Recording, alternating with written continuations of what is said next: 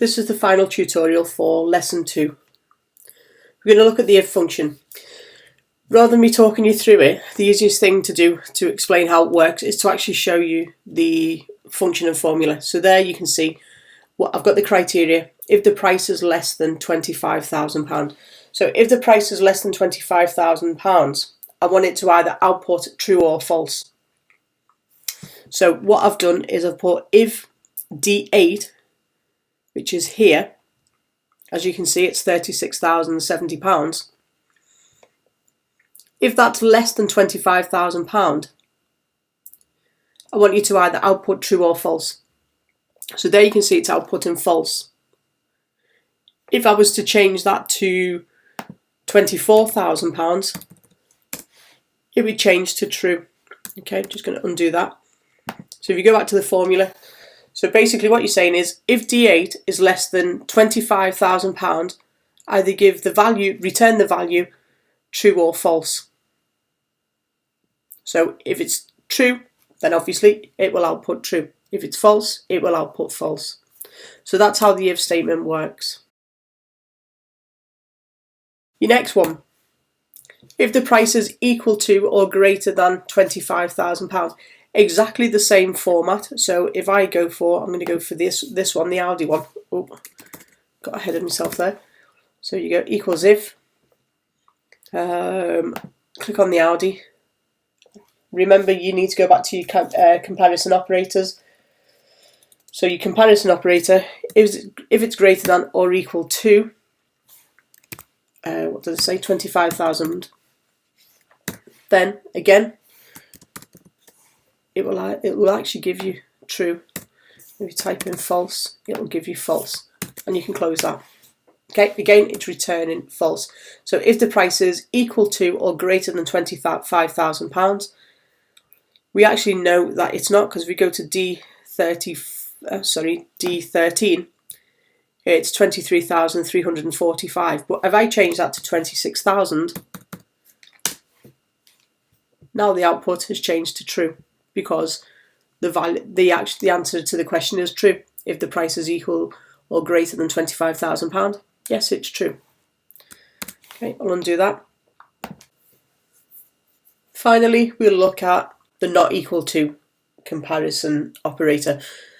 So what we're saying here is if D12 is not equal to D22, what we want here is if D12 doesn't equal, so the price in D12 does not equal or is not the same as that in D22, we want here for a message to be output saying that the values in D12 and D22 are not the same.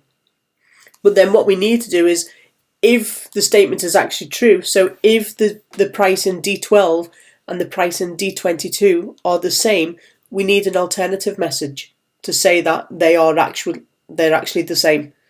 So to do that, it's equals if again. And then what we need to do is click on D12, not equal to D22. So we're saying if D12 is not equal to D22, then, and then is represented by a comma, then I want you to output the price in D12 does not match, or does not equal, I'll change that to does not equal the price in D22, and close your quote. So if D12 is not equal to D22, then the message that will be output on the screen is the price in D12 does not equal the price in D32. But if it does, what we need to do then is use else. So the first comma, so we've got if, and the first comma is then. So if D12 is not equal to D22, then I want you to output this, else, which basically means otherwise, output this message instead. So we put the prices in D12 and D22 are the same. And then we close our bracket. press enter. So if I scroll across, what I'm going to do is I'm going to use the text wrap, which is this icon here. Okay, so the wrap text, we click on that, what it'll do is it'll make all the text wrap into the size of the cell. So just adjust that there, and to adjust the width, the height, double click on 7. You can auto correct it. So I'm going to bring that up a bit. There we go. Adjust it manually, sometimes it's easier. So D12 and D22 are not the equal price. So if I go across to D12, so it's 18,400. What I'm going to do is I'm going to copy that, and I'm going to go down to D22 and watch what happens in the cell here.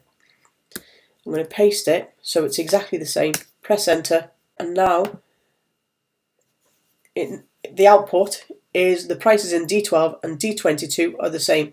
So if I undo that and take it back to the original, it will display the price in D12 does not equal the price in D22. If I put that value in again, the prices in D12 and D22 are the same. So that's how you would use the if function. From what you've looked at there, you've actually expanded the if function, and you've looked at if, then, else. So you've got your two commas. The first comma represents then, and the second one else. So if it equals this, then I want you to do this. Otherwise, I want you to do this, else. And that's it for the second lesson.